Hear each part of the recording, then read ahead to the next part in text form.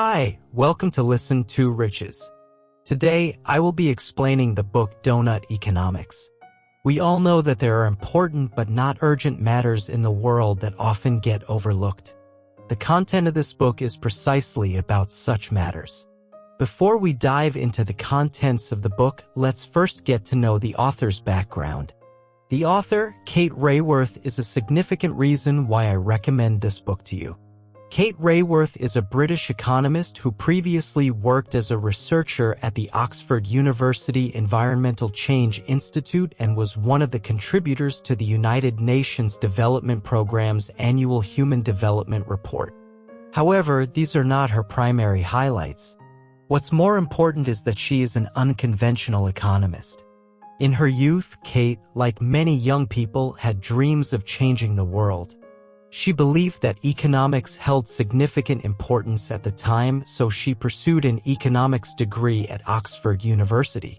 After 4 years of study, she became disenchanted with the theoretical economics taught at the university, finding it detached from reality and unable to address the questions that concerned her.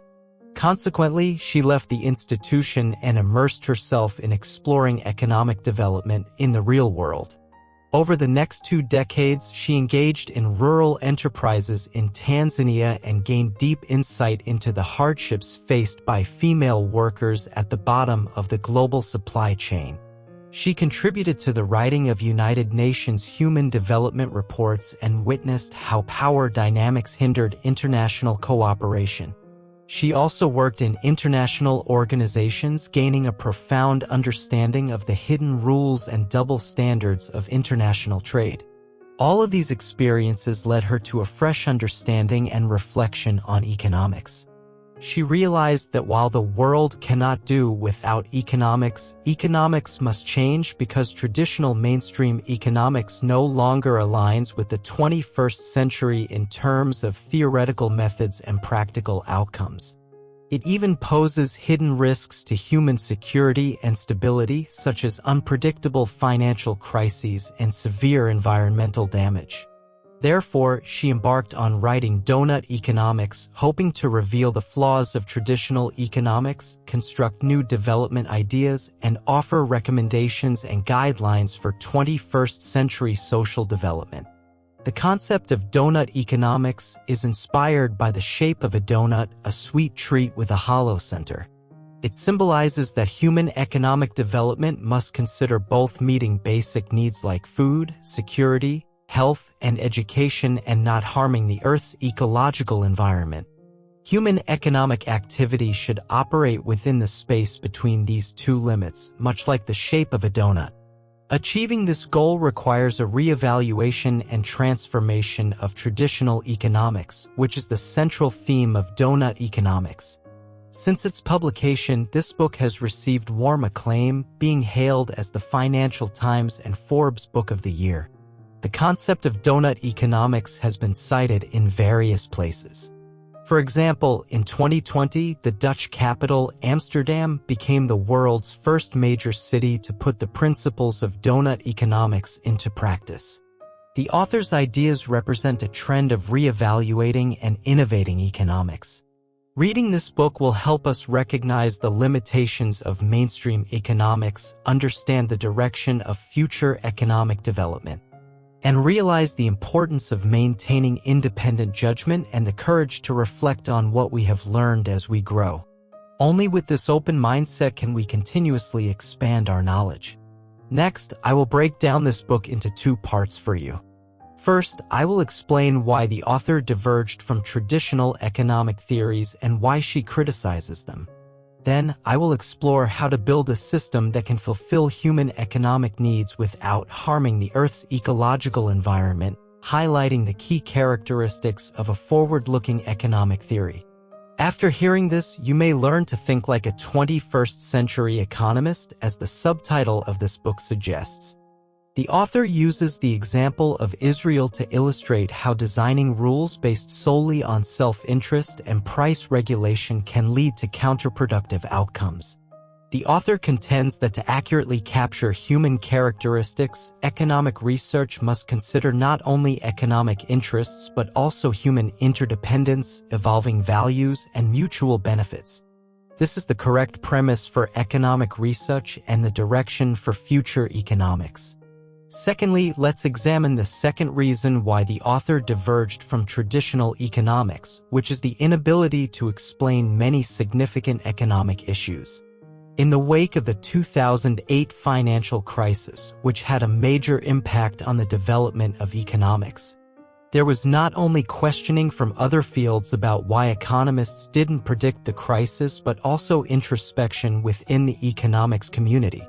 According to this book, the most fundamental issue lies in the over-reliance of traditional economics on simplistic thinking models using mechanical equilibrium analysis that fails to explain the dynamic complexity of the real world. In the book, the author illustrates this point by recounting the story of Sir Isaac Newton's stock market speculation during the South Sea Company's stock bubble in the 1720s. Newton initially made money through stock trading, but unable to resist the temptation, he repurchased stocks at a higher price, resulting in a lifelong loss when the bubble burst. He left behind a famous saying, "I can calculate the motion of heavenly bodies, but not the madness of people." What does this story have to do with the paradigm of economic research? The economic paradigm of the 20th century drew inspiration from classical physics established by Newton. Given the academic prestige of physics in the 19th century, economists attempted to closely link economics with physics using theorems and equations to describe economic operations, much like Newton's discovery of the laws of mechanics. Thus, economists viewed the economy as a self-regulating, self-balancing system and introduced equilibrium concepts into economics to achieve the optimal allocation of resources through equilibrium adjustments, much like the automatic adjustments of a lever or pendulum. However, this mechanical borrowing now appears to be erroneous. We can imagine that if even Newton couldn't fathom the patterns of financial markets, how could later economists rely on equilibrium analysis to predict market fluctuations? According to the author, equilibrium analysis is only suitable for addressing simple issues, whereas the economy is a dynamic and complex system. In the economic domain, individuals do not exist in isolation, they influence each other. The economic system encompasses both positive and negative feedback effects. Positive feedback can amplify ongoing situations, possibly leading to explosive growth or collapse, while negative feedback serves as a counterbalance, preventing excessive fluctuations in the system. Taking the example of the price-supply relationship, when prices rise, supply increases, and demand decreases, thereby curbing further price hikes, and vice versa. Traditional economics equilibrium analysis is, in fact, a form of negative feedback analysis, but real economic systems involve the interplay of positive and negative feedback, rendering the economy complex and dynamic.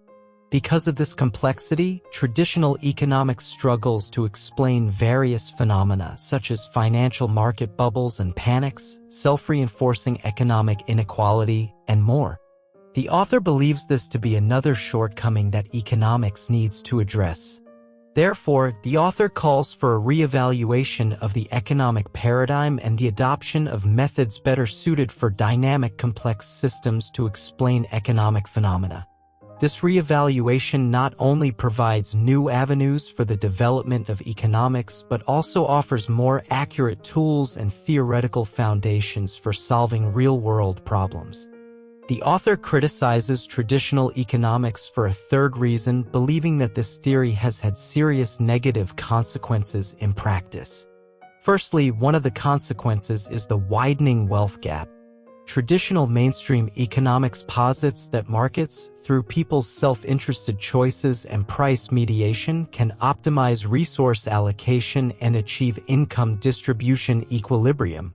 Traditional economics assumes that if a particular sector yields high income or profit, it will attract resources and talent from other fields, pursuing its profit. In this way, incomes in different sectors will tend to converge, even if people's abilities and endowments are similar and they will receive similar rewards.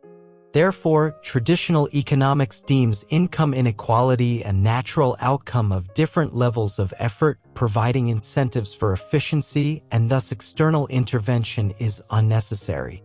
However, the author holds a different view. He believes that we live in an unequal world. Wealth accumulation often exhibits positive feedback mechanisms, including factors like children's education and adult employment. These factors all represent a phenomenon where success begets more success and failure leads to further failure, the well-known Matthew effect. This can draw individuals with initially similar conditions into the two extremes of income inequality.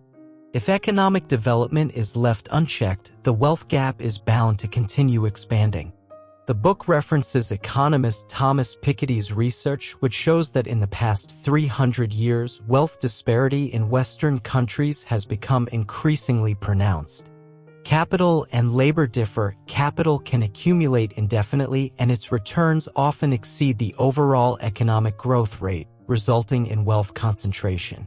This trend is further reinforced by political influences such as corporate lobbying and campaign financing, promoting the interests of the affluent. For example, between 1988 and 2008, more than 50% of global income growth came from the wealthiest 5% of the population, while the poorest 50% accounted for only 11%. Income inequality leads to many negative consequences. Another consequence is the destruction of the natural environment. Although traditional economics acknowledges externalities, it fails to provide complete solutions. Due to the unclear property rights of the natural environment, people often do not take responsibility for their actions, leading to significant harm to the environment, such as factories polluting rivers, car emissions, and waste production. As industrialization advances, the Earth's environment suffers increasing damage, especially since the 1950s, with rapid economic development leading to unprecedented impacts on the Earth's ecology, including climate change, water and soil pollution, and biodiversity loss. The book provides a detailed description of these issues, such as carbon dioxide concentrations in the atmosphere surpassing danger levels, leading to increased droughts, heat waves, and unpredictable weather. Rising sea levels threaten the safety of islands and coastal cities. Excessive levels of nitrogen and phosphorus in fertilizers infiltrate the soil, and the influx of toxic substances leads to the death of aquatic life. Forests are steadily diminishing, reducing the Earth's capacity to absorb and store carbon dioxide. Biodiversity is rapidly diminishing, with species extinction rates at least 10 times the safe threshold. The author believes that all these threats to the Earth's ecological health, in turn, threaten humanity itself. Just as social inequality poses security risks, these problems are driven or tacitly approved by traditional economics and could potentially be harbingers of the collapse of human civilization. In summary, the author believes that traditional mainstream economics exposes shortcomings and flaws in many aspects, and its theoretical premises may be incorrect.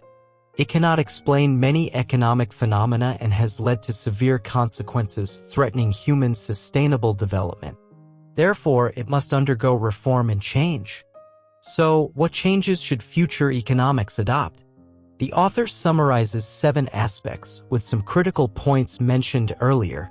For example, the concept of rational economic man should be transformed into a more socially adaptive individual, and dynamic complexity theory should replace mechanical equilibrium analysis to interpret economic phenomena. Additionally, 2 crucial transformations are needed. The first is a change in objectives.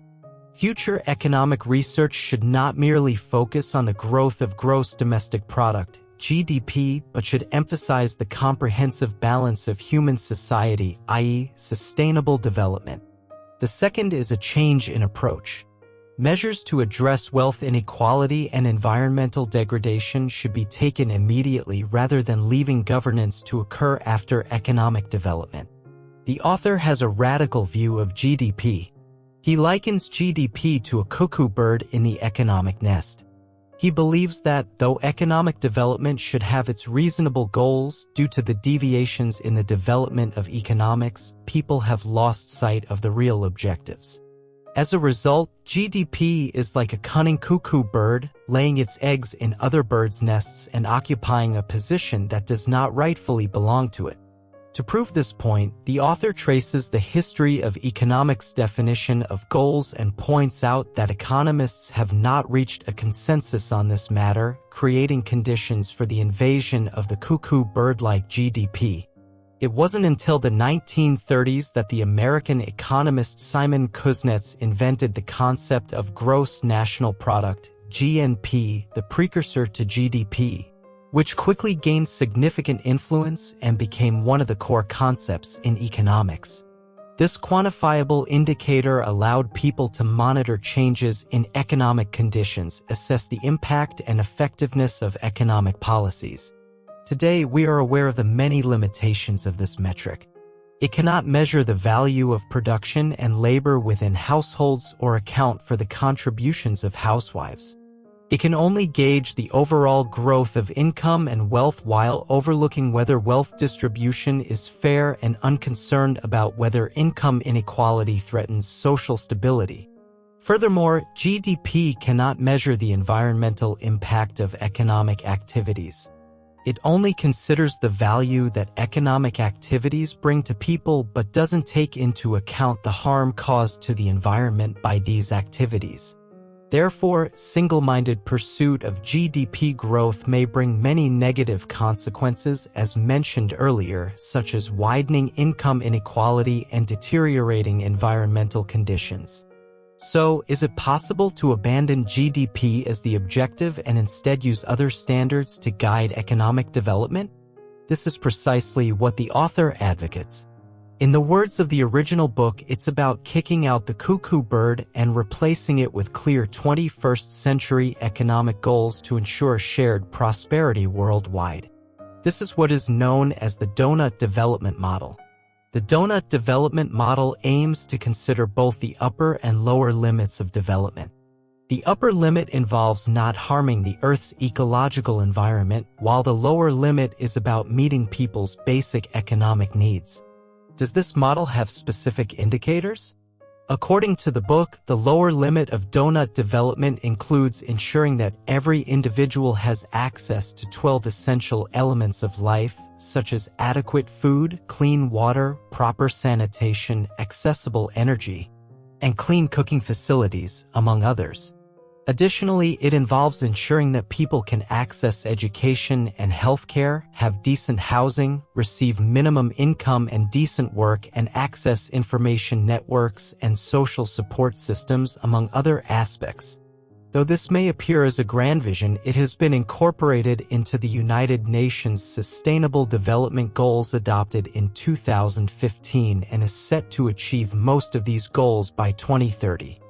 On the other hand, the book introduces 9 key global ecological stress processes identified by an international scientific group in 2009, including climate change, ocean acidification, air pollution, biodiversity loss, ozone layer depletion, among others.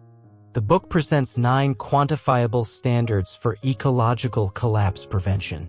For example, to prevent global warming, carbon dioxide concentrations should be maintained below 350 parts per million. For limiting land use conversion, maintaining 75% of forest coverage. In terms of fertilizer use, the annual increase in nitrogen should not exceed 62 million tons and phosphorus 6 million tons, and so on. These standards constitute the upper limit of the Doughnut development model. Looking at the world's economic condition based on these standards, the answer is concerning, as it shows that global society has yet to meet the lower limit of satisfying people's basic life needs. Globally, 1 in 9 people lacks access to food, 1 in 4 lives on less than $3 a day, 1 in 8 young people is unemployed, 1 in 3 lacks access to proper sanitation facilities. Approximately 1 in 10 lacks access to safe drinking water, and 1 in 6 children aged 12 to 15 is out of school, with the majority of them being girls. On the other hand, in terms of maintaining ecological stability, humanity has already crossed at least 4 ecological crisis warning limits, such as atmospheric carbon dioxide concentrations exceeding 350 parts per million, reaching 400 parts per million, the use of synthetic fertilizers exceeding safe standards by double, and forested land coverage declining from 62%. Biodiversity loss is at least 10 times the safe threshold and more. This places the world in a dilemma. In terms of satisfying basic human needs, many people still live in hardship. Meanwhile, humanity has entered the global ecological crisis warning zone, indicating that the world is in trouble on both sides of the donut. So, how can this problem be addressed? It necessitates considering the issue of income distribution. The most direct and effective way is through taxation and poverty alleviation, transferring a portion of the wealthy's income to the poor. But the problem isn't straightforward. Firstly, the question of whether wealth redistribution or policies of egalitarianism would inhibit wealth creation and economic efficiency is a valid concern. Some economists worry that such policies might damage economic efficiency and could even worsen the situation for the poor. The author's perspective is that income inequality does not promote economic growth but rather hampers it because inequality limits the potential of the majority of people, forcing them to spend time meeting their basic needs instead of pursuing opportunities for wealth creation. This is why societies with higher levels of inequality experience slower economic growth and greater vulnerability. Another issue arises from the Kuznets curve introduced by the American economist Simon Kuznets. He found a peculiar relationship between economic growth and income inequality, namely an initial increase followed by a decrease akin to a roller coaster climb followed by a descent. In other words, in the early stages of economic growth, income inequality widens, but as economic growth progresses, income inequality narrows and may even gradually disappear. Similarly, environmental pollution rises and falls in an inverted U-shape with an increase in per capita GDP. This provides theoretical support for the idea that development can heal all. However, as per the author's account, this perspective is, in reality, misleading. The Kuznets curve has been debunked by new research. For instance, during the 1960s to the 1990s, the economic growth of Asian countries like Japan and South Korea did not coincide with an increase in income inequality. On the contrary, in the late 1980s, many high-income countries crossed the curve's peak, but income inequality widened once again.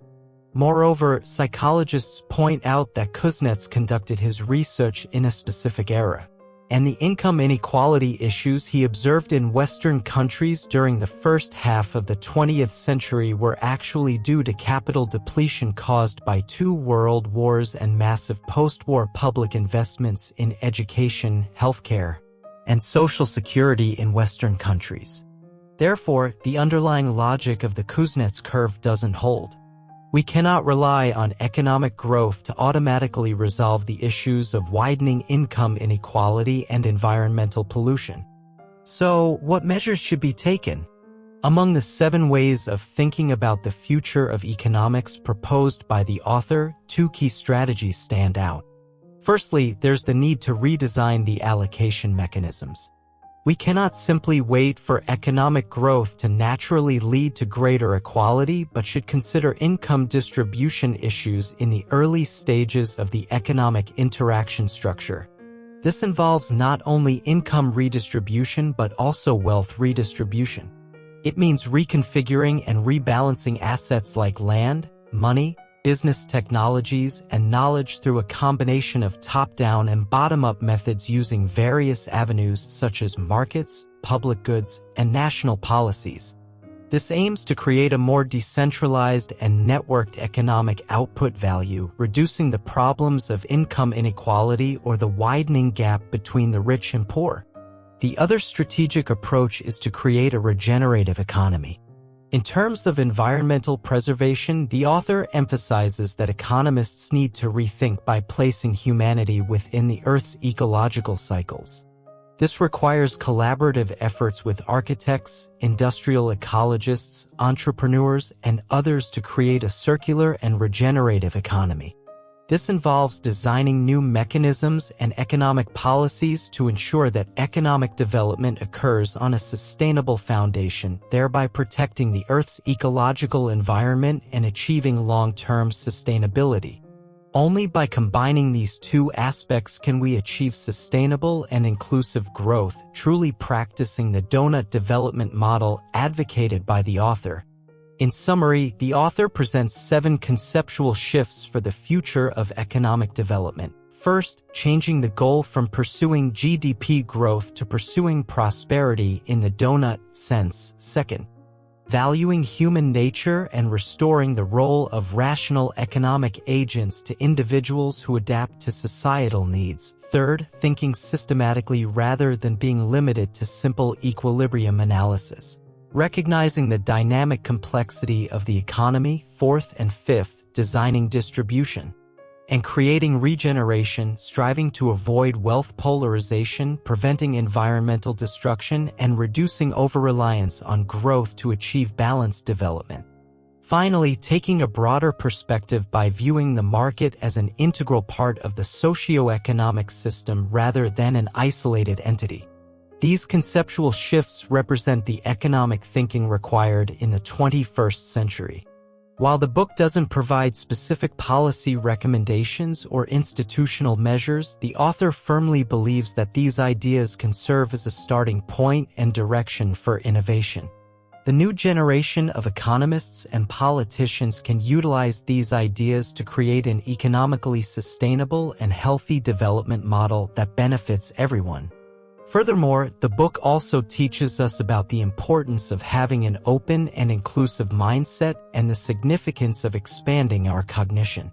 Through the author's experience and writing, we can see that he received formal education in economics and has a deep understanding of traditional mainstream economics.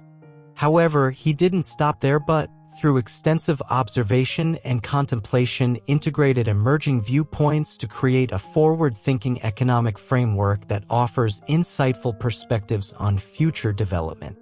This kind of inclusive thinking may very well be the key to sustainable development for both society and individuals. Congratulations on finishing another book. Thank you all for your support and attention. Please subscribe to the Listen2Riches, like, and share this valuable knowledge with your friends. Let's combine wisdom with practice to achieve our financial goals and create a better future. Thank you, everyone. See you next time.